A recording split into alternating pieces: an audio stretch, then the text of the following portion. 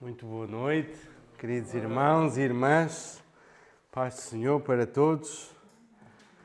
Vamos estudar a Palavra de Deus, olhar para a Palavra de Deus mais uma vez, para Jó. Vamos dar continuidade ao livro de Jó e agora, salvo algumas exceções, alguns dias, até dezembro, vamos terminar com Jó. Não vamos terminar Jó, mas vamos terminar com o livro de Jó, livro que nos tem ensinado tanto acerca do sofrimento, acerca de uma visão de mundo, acerca de como entender e às vezes como não entendemos as coisas que acontecem na nossa vida e como Deus é Senhor, soberano, sábio, perfeito em tudo aquilo que Ele faz, mesmo quando nós estamos completamente a leste, como costumamos dizer, do seu conhecimento, da sua vontade para a nossa vida.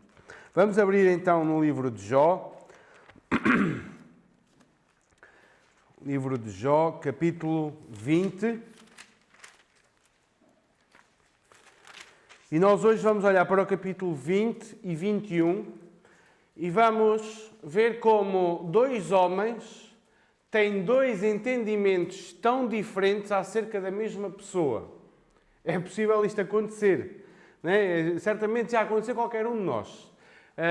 Percebermos que existe alguém comum entre nós e um amigo nosso, e eu tenho uma percepção daquela pessoa e o outro tem outra percepção completamente diferente. Uma boa, outra má. E aquilo que vai acontecer hoje nos capítulos 20 e 21 de Jó é exatamente a percepção acerca do perverso. Qual é o entendimento de Zofar acerca do perverso e qual é o entendimento de Jó? E vamos ver duas visões completamente distintas uma da outra. Vamos olhar então para os capítulos 20 e 21 e eu vou fazer a leitura destes capítulos. Vamos então ler Jó, capítulo 20 e 21. Diz assim a palavra de Deus.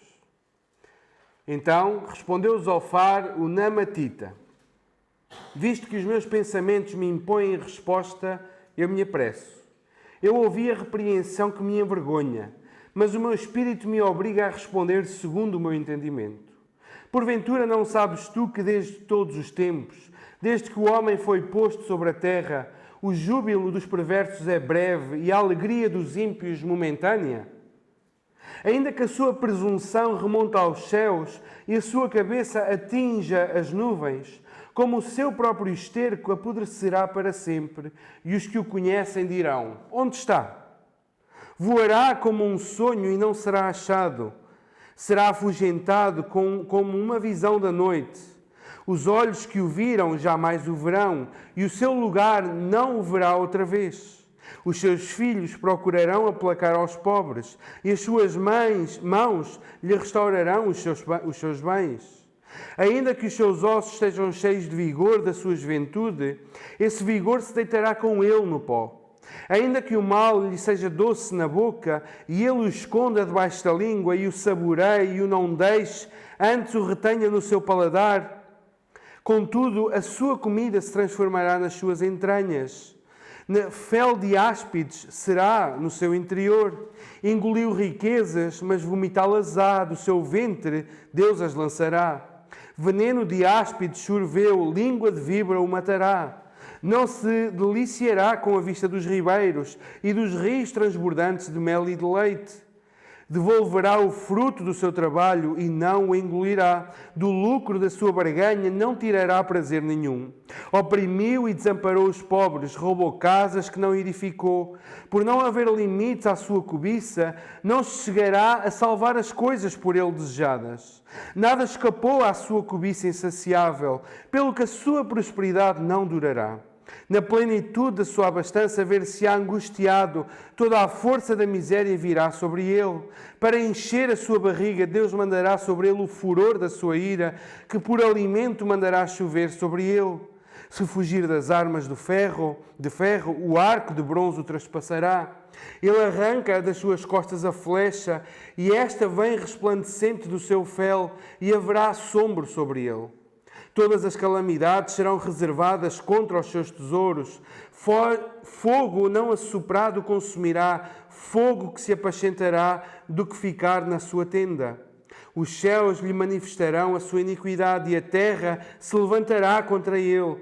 As riquezas da sua casa serão transportadas, como águia serão derramadas no dia da ira de Deus.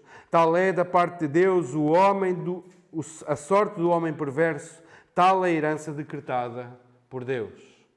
21.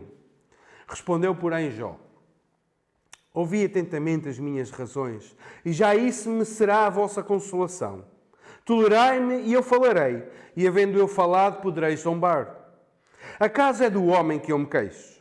Não tenho motivo de me impacientar. Olhai para mim e pasmai, e ponde a mão sobre a boca, porque só de pensar nisso me perturbo, e um calafrio se apodera de toda a minha carne. Como é, pois, que vivem os perversos, envelhecem e ainda se tornam mais poderosos? Seus filhos se estabelecem na sua presença, e os seus descendentes ante os seus olhos. As suas casas têm paz, sem temor, e a vara de Deus não os fustiga. O seu touro gera e não falha, suas novilhas têm a cria e não abortam. Deixam correr suas crianças como um rebanho, e os seus filhos saltam de alegria, cantam com tamboril e harpa e alegram-se ao som da flauta. Passam eles os seus dias em prosperidade e em paz descem à sepultura. E são estes os que disseram a Deus: retira-te de nós, não desejamos conhecer os teus caminhos. Que é o Todo-Poderoso para que nós o sirvamos? E que nos aproveitará que lhe façamos orações?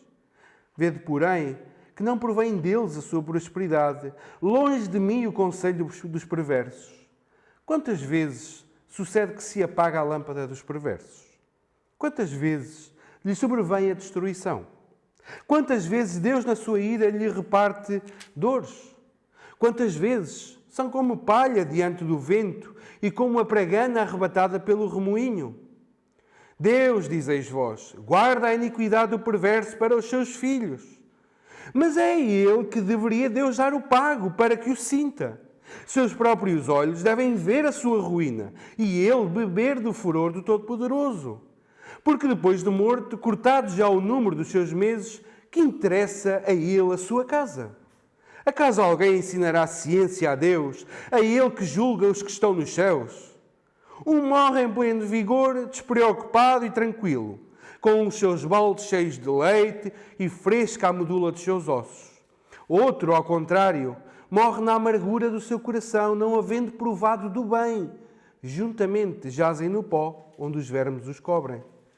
Vede que conheço os vossos pensamentos e os injustos desígnios com que me tratais. Porque direis: onde está a casa do príncipe e onde a tenda em que morava o perverso? Porventura, não tendes interrogado os que viajam? E não considerastes as suas declarações? Que o mal é poupado no dia da calamidade, é socorrido no dia do seu furor? Quem lhe lançará em rosto o seu proceder? Quem lhe dará o pago do que fez? Finalmente, é levado à sepultura e sobre o seu túmulo se faz vigilância. Os torrões do vale lhe são leves. Todos os homens o seguem, assim como não têm número os que foram adiante dele. Como, pois, me consolais em vão? Das vossas respostas só resta falsidade. Até aqui a palavra de Deus. Vamos orar. Amado Deus, aqui estamos nós mais uma vez mais diante de Ti, Senhor, e pedimos e clamamos por misericórdia, para que Tu nos dês sabedoria, graça, Senhor, entendimento e humildade para compreendermos a Tua palavra, Senhor, assimilarmos o Seu ensino e atentarmos para o Seu ensino para vivermos de acordo com Ele no nosso dia-a-dia, Senhor. Vem ser connosco, ó Pai, vem ser connosco. Nós Te pedimos em nome de Jesus Cristo. Amém. Amém. Como os irmãos devem ter notado na leitura, o objeto de estudo é o perverso. No entanto, as visões são completamente diferentes. Para Zofar, O perverso rapidamente é castigado por Deus. Se é perverso, Deus vai castigá-lo em algum momento da sua vida. Vai perder tudo. Mas para Jó diz, olha, aquilo que eu tenho visto é que o perverso nem quer tão pouco saber de Deus e vive a sua vidinha regaladamente. São duas visões completamente distintas. Vamos olhar então primeiro para uma. A primeira é de Zofar, capítulo 20. Do verso 1 ao 3, vemos que Zofar é impelido, a falar por causa das palavras de Jó. Verso 20 diz, visto que os meus pensamentos me impõem uma resposta. Ele está tão aflito com as palavras de Jó que ele é... Sabem aquela expressão, se eu não falar, rebento. Né? Quem é que costuma dizer isso? Eu não digo quem é, nem... É Rosinha. Herdou isso do pai. Se eu não falar, rebento. E Zofar estava assim. Se eu não falo, eu rebento, Jó. Eu vou ter que falar. Desculpa, mas eu não posso ficar calado diante das tuas palavras. E Zofar sente-se envergonhado, mas mais do que envergonhado, ele sente-se ofendido pelas palavras de Jó. Ele diz no verso 3, ouvi a repreensão que me envergonha. Mas aqui envergonhar também pode ter a ideia e também é perfeitamente substituível por repreendido ou repreender. E ele sente-se repreendido, ele sente-se caluniado, difamado com as palavras de Jó. Por isso ele sente-se impelido a responder. E agora do 4 ao 29, ele vai falar e vai mandar algumas indiretas a Jó acerca do seu estado, mas ele vai falar acerca do fim do perverso. E ele diz que o julgamento de Deus é perder as coisas deste mundo. Se nós olharmos para o discurso de Zofar, para ele repete simplesmente aquilo que já tinha dito anteriormente e que os amigos em parte já tinham dito. E o discurso é sempre o mesmo. O perverso, Deus vai puni-lo como? Tirando-lhe os seus bens, perdendo as suas posses. E sabem, irmãos, esta é uma visão totalmente materialista das coisas.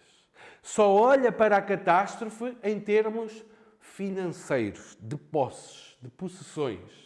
E quando essas coisas se perdem, está sob o julgamento de Deus. E ele diz no verso 5, a alegria, esta é a tese de Zofar, que ele depois vai desenvolver. A alegria ou o júbilo dos perversos é breve e a alegria dos ímpios momentânea. Jó devia saber isto, diz ele no verso 4. Né? Não sabes tu que desde todos os tempos, porventura não sabes que a alegria dos ímpios é momentânea, é passageira? Em certo sentido, nós concordamos com Zofar. Sim, essa é passageira porque está limitada a esta vida nesta terra. Mas para Zofar, a alegria é passageira porque ainda dentro desta vida Deus vai punir o perverso e vai-lhe tirar tudo aquilo que ele tem. Não importa, para Zofar ele diz, não importa quanto o homem suba na vida. Verso 6. Ainda que a sua presunção remonte os céus e a sua cabeça atinja as nuvens. Como é que ele vai ser descrito? Do 7 ao 11, com palavras como apodrecer, voar, afugentar, o vigor se deitará, com ou sem vigor se deitará. As pessoas perguntarão, onde está? Onde está? Para Zofar entende que para o perverso o castigo é nesta terra e vai ser rápido, porque Deus vai castigá-lo ainda nesta vida. E como é que o vai castigar? Vai-lhe tirar todas as suas possessões, todas as suas posses, e ele vai desaparecer sem nada. E do 12 ao 19, todas as possessões serão de nenhum prazer. Diz, olha, ainda que o mal lhe seja doce na boca. Desfrutou um bocadinho do mal, do pecado. Né? Soube-lhe bem aquilo que ele fez. Soube-lhe bem o roubo, o engano. Soube-lhe bem tudo aquilo que ele fez para possuir coisas, a opressão que ele fez ao pobre. a maneira injusta e incorreta como ele adquiriu riquezas. Soube-lhe muito bem na boca. Momentaneamente, aquilo soube-lhe a mel, mas chega ao estômago como veneno de cobra. E Zofar diz, e de repente aquilo que lhe soube bem, tão bem na boca, não lhe será de prazer nenhum, porque ele terá que vomitar aquelas coisas. É uma forma de falar do castigo de Deus, de ter que devolver todas as coisas a quem tirou. Reparem aqui num pormenor. Ele diz no verso 10, os seus filhos procurarão aplacar aos pobres e as suas mãos lhe restaurarão os seus bens. Porquê? Porque o perverso adquiriu riquezas como? Enganando, oprimindo, roubando, e quando ele morre, então os filhos são obrigados a devolver todas as coisas que o pai adquiriu ilicitamente. É isto que Zofar está a dizer. Então, para Zofar, está a dizer, não basta ganhar dinheiro, não basta ter riquezas. Porque se tu as adquires ilicitamente, o Senhor vai-te as tirar ainda nesta terra, ainda nesta vida. Vais ficar sem elas.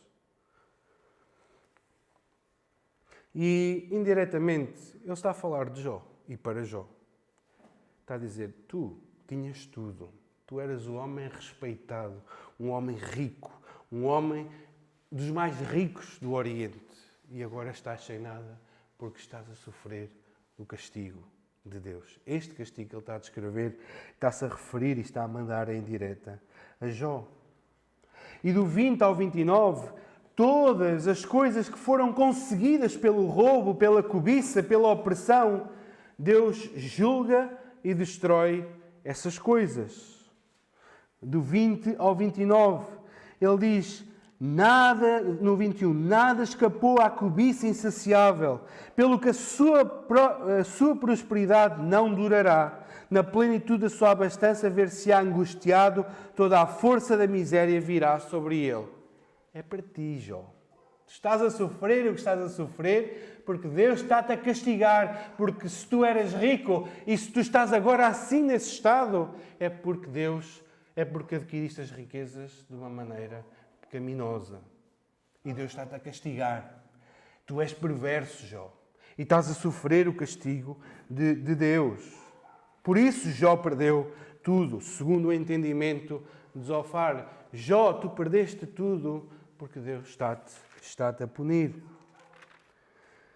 Irmãos, a visão de Zofar é uma visão materialista. Vocês repararam que para Zofar o julgamento de Deus é tirar coisas. Zofar nunca fala no julgamento de Deus como a separação da comunhão com Deus.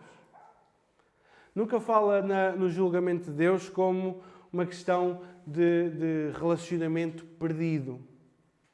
Nunca fala nesses aspectos. Mas fala sempre que Deus vai julgar porque Ele tira as riquezas, porque Ele perde as possessões, então está sob o julgamento de Deus. Reparem, por exemplo, no verso 23 e no 26 do capítulo 20. No 23 diz, para Deus mandará sobre ele, verso 23, Deus mandará sobre ele o furor da sua ira. E no 26, todas as calamidades serão reservadas contra os seus tesouros. A ira de Deus destina-se aos bens, às posses. Esta é a teologia resumida de Zofar. É que Deus vai castigar nas posses. E se tu estás pobre, é porque estás sobre a maldição de Deus. Se tu não tens riquezas, é porque Deus não te está a abençoar. E se eu tenho riquezas, é porque Deus me está a abençoar. Se eu tenho posses, é porque estou sob a bênção do Senhor. Que visão mas tão materialista da vida. Onde vê o relacionamento bom ou mau com Deus com base nas posses de cada pessoa. Esta é uma visão redutora do mundo. Muito redutora. Mas é uma visão de muitas pessoas. E de muitos grupos e seitas. Que veem a bênção e a maldição na quantidade de bens que um homem possui. Na quantidade de bens que um homem possui.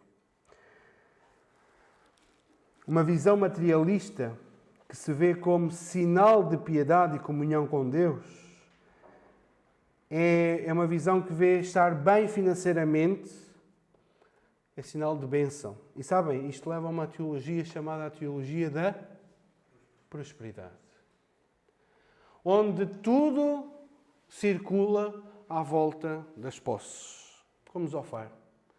O julgamento, o estar bem ou estar mal, era às posses. E na teologia da prosperidade, o estar bem ou estar mal é à volta das posses. Olhar para o relacionamento com Deus como base no que Deus dá. E a maior parte dos textos que eles usam são mal interpretados, incluindo aquele: se 2 ou 3 concordarem na terra, então eu e o João concordamos que precisamos de quê? Mais dinheiro, num salão maior, e Deus é obrigado, porque eu e ele concordamos. Não. Mas tirando má interpretação dos versículos, quem é que se propõe 30 anos por começa a subir? e muitos nunca obtiveram. Muitos nunca obtiveram nesta terra. Mas percebem onde chega a teologia da prosperidade? E viram a multidão que ali está, pessoas cercam-se de mestres, porque sentem coceira nos ouvidos dessa doutrina. Então cercam-se de mestres para lhes dizerem aquilo que elas querem ouvir. E é esta a visão de Zofar. Uma visão materialista que vê a bênção e a maldição de Deus no ter ou não ter. Vamos agora olhar para a visão de Jó, rapidamente. Visão de Jó, capítulo 21, de 1 ao 6. Jó diz: olha, ouçam as minhas razões. E se vocês me pudessem ouvir, eu já ficava consolado. Interessante, não é? A gente às vezes quer ajudar de muitas maneiras, mas bastava às vezes só uma maneira: ouvir o outro. E serviríamos de consolação para aquela pessoa. E ele diz: tolerai-me e eu falarei. Ou seja, aguentem só mais um pouco e depois deixem-me falar. E depois digam então o que quiserem. E ele diz no verso 4, olha, eu não me estou a queixar do homem. É do homem como queixo. É do procedimento do homem como queixo. Eu estou-me a queixar de Deus. Porque Deus é que me tem atormentado. O sofrimento que eu tenho passado veio de Deus. E eu quero uma resposta de Deus, porque eu não estou a compreender o porquê do meu sofrimento. E a teologia e a ideia de que o bom não sofre e o mau sofre tudo, ela já se mostrou errada, meus amigos. Ela já se mostrou errada há muito tempo. E eu sou a prova disso, porque eu não falhei. Não foi por causa de algum pecado meu que eu estou a sofrer aquilo que estou a sofrer. Então ele começa, a partir do versículo 7, a descrever como vive o perverso. E do 7 ao 13, ele mostra que, ao contrário de Zofar, Jó vê os perversos a gozarem da alegria na família, nas posses e uma boa morte, uma eutanásia.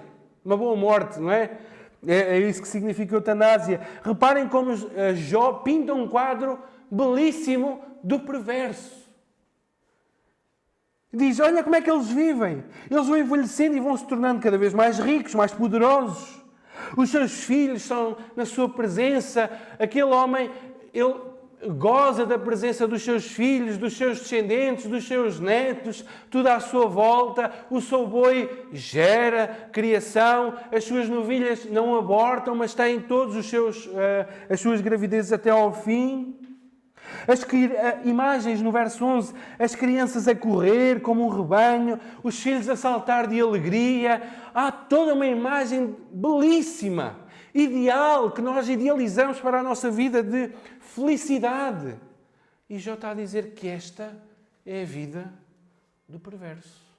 E ele diz ainda, no 13, passam eles os seus dias em prosperidade e em paz descem à sepultura.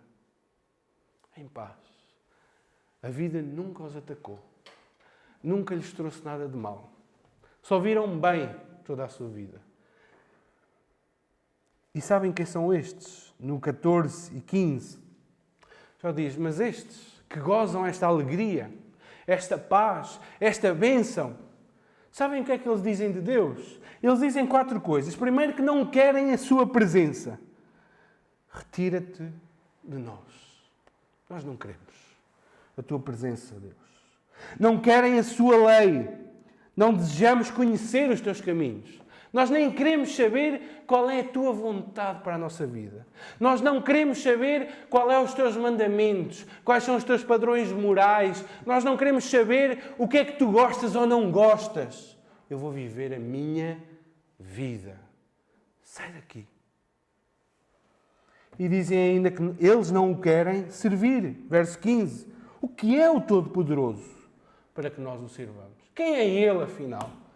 Mas porventura eu vou subjugar e sujeitar a minha vida a servir a esse Deus? Não.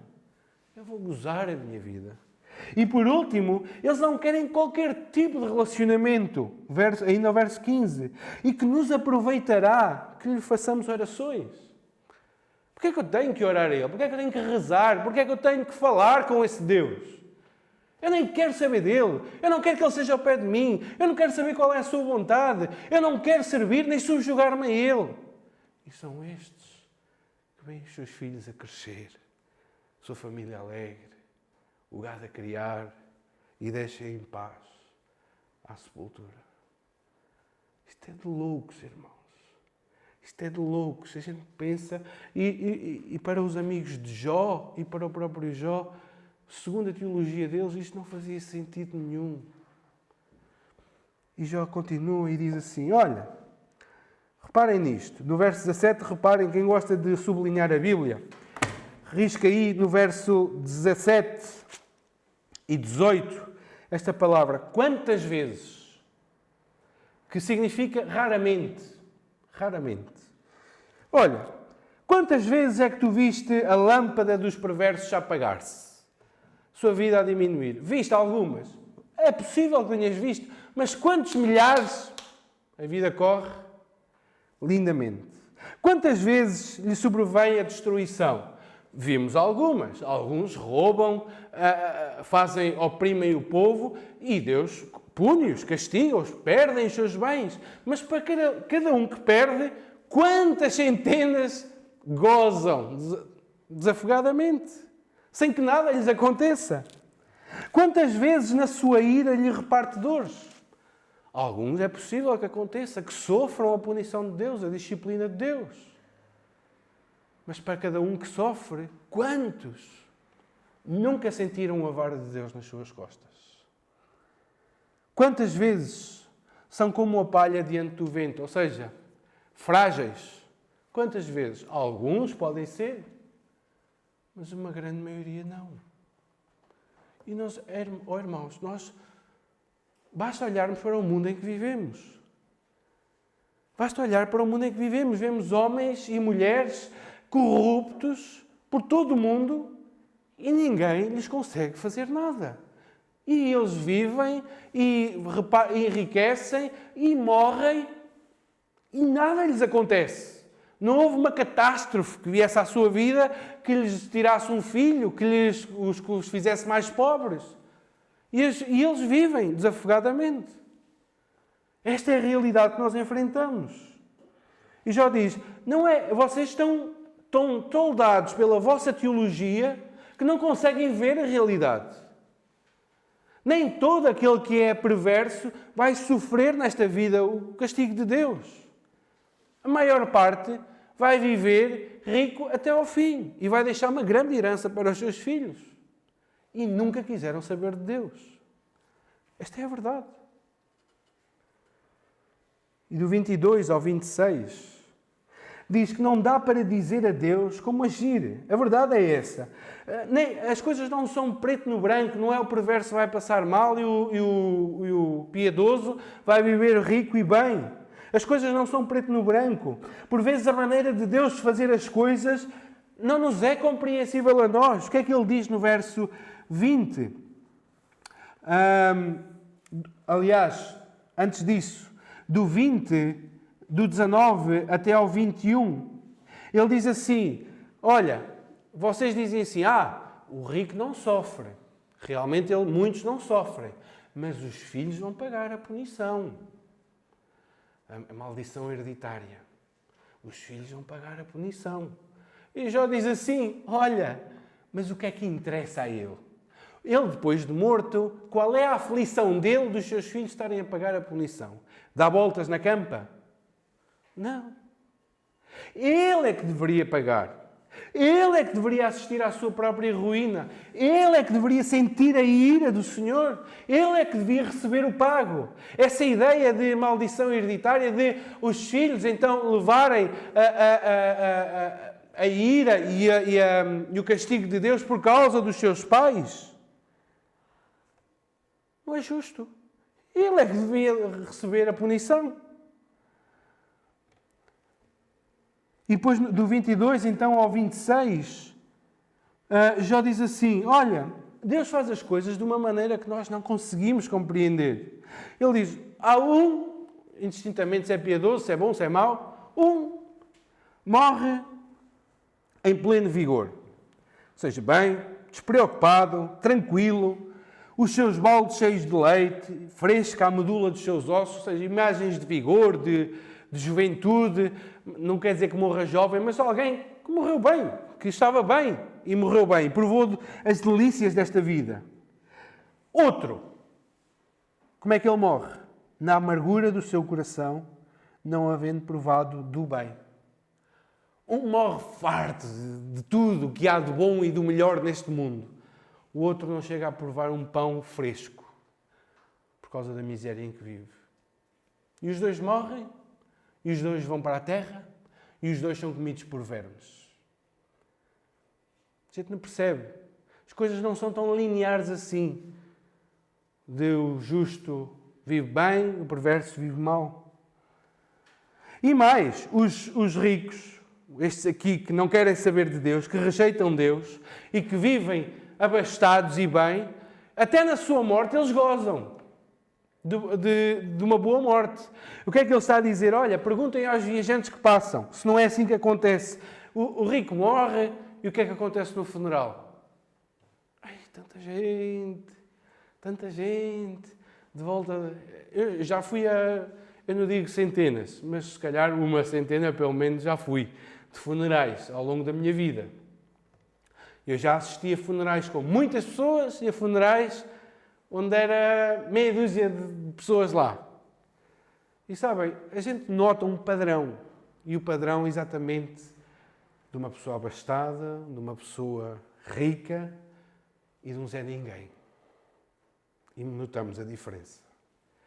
E Jó está a dizer aqui, numa maneira de falar bela, ele diz assim, olha, o rico, no verso 30, o que é mau é poupado no dia da sua calamidade, é socorrido no dia do seu furor. Quem lhe lançará em rosto o seu proceder? Quem lhe dará o pago do que fez? Alguém vai andar lá a acusá-lo, quando ele estiver quase às portas da morte? Vai andar ali a apajá-lo, a ver se ainda chove alguma coisa para o lado de cá, não é? Ninguém vai andar lá a contestar. E mesmo quando ele morre, o que é que diz no 33? Todos os homens o seguem. E aqueles que vão adiante dele, ou seja, há uma procissão fúnebre e há uma multidão de gente. E estamos a falar de homens que nunca quiseram saber de Deus e que rejeitaram Deus. E esta também é uma verdade. Nós não precisamos de muita sabedoria, de muita inteligência, para olharmos para o mundo, para as coisas e perceber que muitas vezes homens que rejeitam Deus, que blasfemam do nome de Deus, a sua vida aqui é muito melhor que a nossa. Em nível financeiro, tem paz, não há problemas, ninguém os chateia. E eles rejeitam a Deus. Então, cuidado com essas visões materialistas das coisas. Esta visão da vida é real e é um facto. Devemos fazer como Jó e como Asaf fez. Apesar de ser um facto que o perverso muitas vezes goza maior bem do que os filhos de Deus neste mundo, nós devemos atentar para o que vem depois desta vida.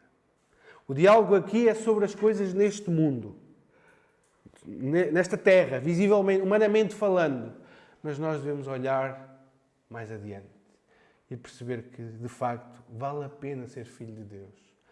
Não é vale a pena ser filho de Deus porque Deus prometeu enriquecer-me e que vai tornar-me o homem mais rico do planeta.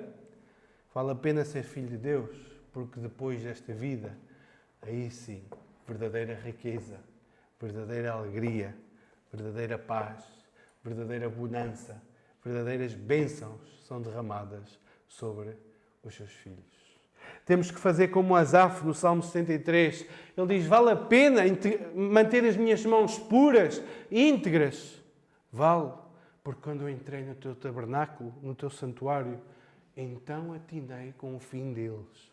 Então percebi, calma lá, a vida deles é boa aqui. E depois? Como é que será? E depois deste mundo? E depois dos prazeres desta vida? Há mais para além disso. E ao Filho de Deus está guardado as grandes bênçãos depois desta vida. Tendemos muitas vezes a desanimar porque vemos que a justiça, a retidão, não dão mais privilégios e aqueles que nos roubam, que nos oprimem, que procedem impiamente, a safarem-se sempre. Muitas vezes tendemos a desanimar, irmãos. Vale a pena? Então eles roubam tanto e nada lhes acontece. Vale a pena eu andar aqui a pagar os meus impostos, a fazer tudo direitinho, a ser um bom funcionário, a ser correto no horário, a ser zeloso com todas as coisas. Vale a pena eu fazer isto tudo para eles depois me roubarem em impostos, me roubarem em multas, em coimas? Vale a pena? Vale. Porque a riqueza deles é esta. A nossa vai muito mais além desta riqueza. Não nos esqueçamos, irmãos, que Deus não é injusto. E a seu tempo, toda a justiça será feita. Toda a justiça será feita. Aprendamos a olhar como Asaf olhou para atinar com o fim deles. E aprendemos a olhar com Jó também, no capítulo 27, verso 8. Quem pode ler?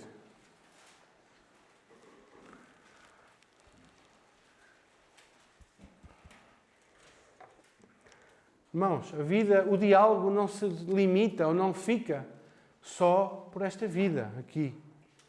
Vai mais além. E Jó percebeu isso. Olhem o que ele diz em 27:8. Podem ler. Porque qual será a esperança do hipócrita, havendo sido levado, quando Deus lhe arrancar a sua alma? Pô, agora podes ler melhor outra vez. Porque qual será a esperança do hipócrita, havendo sido avaro, quando Deus lhe arranca a sua alma? Pronto. Quem pode ler noutra versão? Pois qual é a esperança do ímpio quando é iluminado, quando Deus lhe tira a vida? Ok. Qual é a esperança do ímpio? Vou ler na minha versão. Qual é a esperança do ímpio quando lhe for cortada a vida, quando Deus lhe arrancar a alma? Qual é a esperança dele? Tudo aquilo que amontoou, tudo aquilo que granjeou, lícito ou ilicitamente, tudo aquilo que acumulou ao longo desta vida, o que é que isso lhe vai valer no fim?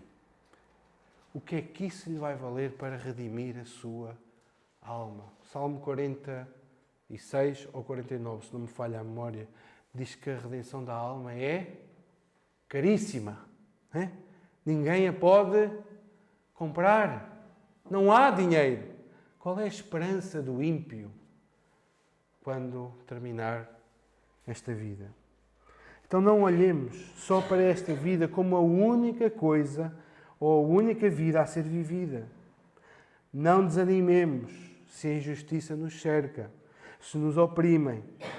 Cristo é a nossa riqueza, a nossa satisfação, a nossa alegria. Aprendamos a olhar para além deste mundo. Neste mundo vai haver injustiças. Neste mundo, os filhos de Deus muitas vezes vão padecer e os incrédulos, os perversos, vão engrandecer-se e parece que nada lhes acontece, que Deus está cego, mas lembremos-nos, há um juízo, há justiça e há riquezas imensamente, infinitamente maiores para além das riquezas desta vida. Não nos apeguemos a elas, não nos apeguemos a elas, mas busquemos a verdadeira riqueza. Cristo, irmãos, conquistou-nos bênçãos que vão muito além das coisas desta vida, muito além. Cristo conquistou-nos privilégios, posições diante do Pai que vão muito além das riquezas deste mundo.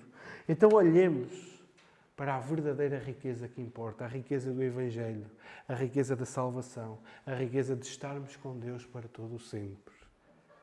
Esta é a nossa riqueza. Esta é a nossa segurança. Estar em Cristo e ser rico em Cristo. Que o Senhor nos ajude.